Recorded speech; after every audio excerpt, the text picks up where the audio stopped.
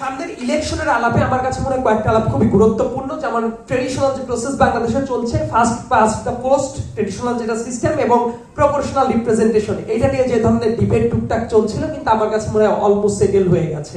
কারণ পলিটিক্যাল দলগুলোর অভিপ্রায় কিন্তু আলটিমেটলি মানুষের কাছে যাচ্ছে। আরেকটা ব্যাপার যে লোয়ার হাউস আপার হাউস নিয়ে কথা উঠছিল, ন্যাশনাল ইলেকশন এবং লোকাল ইলেকশন নিয়ে যে আর্গুমেন্ট গুলা চলছে, এই ব্যাপারগুলো করার আগে আমার কাছে মনে হয় যারা যারা এই আলাপগুলো করবে তাদের হচ্ছে রুট লেভেল গুলাতে একবার করে ঘুরে আসা। একটা লোকাল ইলেকশন করা ন্যাশনাল ইলেকশন করার চেয়ে টু সাম এক্সটেন্ট কঠিন হয়ে পড়ে, কারণ শুধুমাত্র আইডিওলজিক্যাল গ্রাউন্ড থেকে রাজনীতিটা হয় না, ওই জায়গায় মাসল পাওয়ারের ব্যবহার খুব বেশি মাত্রায় হয়। আপনি দলীয় প্রতীকে যদি নির্বাচন না করেন, ওই জায়গায় এমন মানুষও আছে, ধরেন একটা উপজেলার ইলেকশনের আমি যদি কথা বলি, সেই জায়গায় খুবই প্রভাবশালী টাকা পয়সা আছে একজন আওয়ামী লীগের লোক, নিজের পক্ষে আওয়ামী লীগের ইলেকশন করে নাই কিন্তু আওয়ামী লীগের ফান্ড দিত, তার কিন্তু একটা সোশ্যাল ক্যাপিটালটা আছে, তার হাতে অনেকগুলো মাস্তান আছে। তো একটা ইলেকশন করা মানে শুধু ব্যালট বক্স সাপ্লাই দিলেন আর ভোটের দিন মানুষ গেল, এইটা হয় না। 2008 সালের ইলেকশন নিয়ে আমার কিছু পড়াশোনা করার হ্যাবিট আছে, টুকটাকে আমি রিসার্চও করেছিলাম যে বাংলাদেশে যদি সবচেয়ে ক্লোজ কন্টেস্টের ইলেকশন হয় সেটা হলো 1996 সালের জুন জুলাই মাসের যে ইলেকশন, দ্বিতীয় ইলেকশন যেটা হয়েছিল 1996 সালে।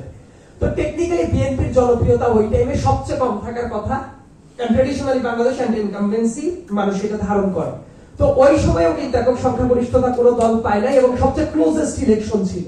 তো 1996 সালের ওই সেকেন্ড ইলেকশনে যদি এই অবস্থা হয়, 2008 সালে জোট সরকার মাত্র 30টা আসন পাবে, আওয়ামী লীগ এত বড় সংখ্যাগরিষ্ঠতা কখনো পাওয়ার কথা না। এইটা আসলে বাংলাদেশে আলোচিত হয়েছে কম, কিন্তু এই ব্যাপারগুলো আমার মনে হয় যে কিছু বই বাংলাতে অনুবাদ করা উচিত এবং সেটা সবার মাঝে ছড়িয়ে দেওয়া উচিত।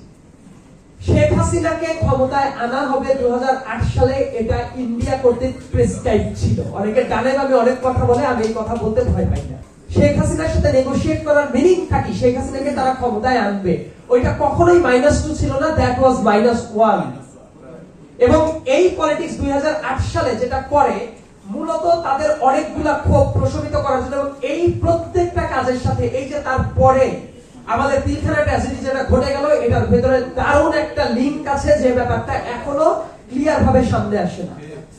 সো ওই 2008 সালের 29 ডিসেম্বরের যে ইলেকশন, ওইটাও কোনো অংশে ক্লিয়ার ছিল না। বলা হয় যে এই পরের তিনটা ইলেকশন এতটাই কারচুপি হয়েছে যে 2018টাকে কম্পারেটিভলি ভালো মনে হয়, কিন্তু ওইটা ছিল সবচেয়ে সূক্ষ্মভাবে কারচুপি করা ইলেকশন।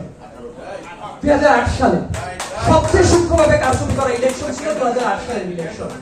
এই গভর্নমেন্ট যদি বলতো 21 জন না 24 জন, আমরা 40 জনের ক্যাবিনেট গঠন করবো, কেউ কি বাধা দিত?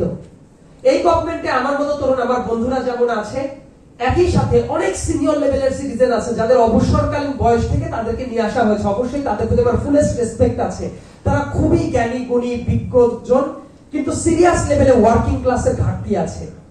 35 বছর বয়স থেকে 50 বা 55 বছর বয়সী যারা আছে, প্রচুর এনার্জেটিক, কাজ করেন, এক্সপার্টিস আছে, তাদের এই গভর্নমেন্টে সিরিয়াস লেভেলের ঘাটতি আছে।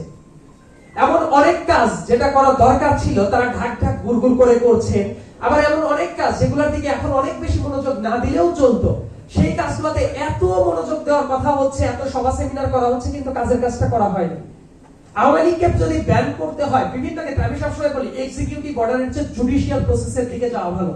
Being a student of law, আমি সবসময় যেটা মনে করি অনেক কিছু এক্সিকিউটিভ অর্ডারে করলে সেটা অন্য দলের ক্ষেত্রে অনেক ক্ষেত্রে রিপারকেশন হওয়ার একটা রিস্ক তৈরি হয়।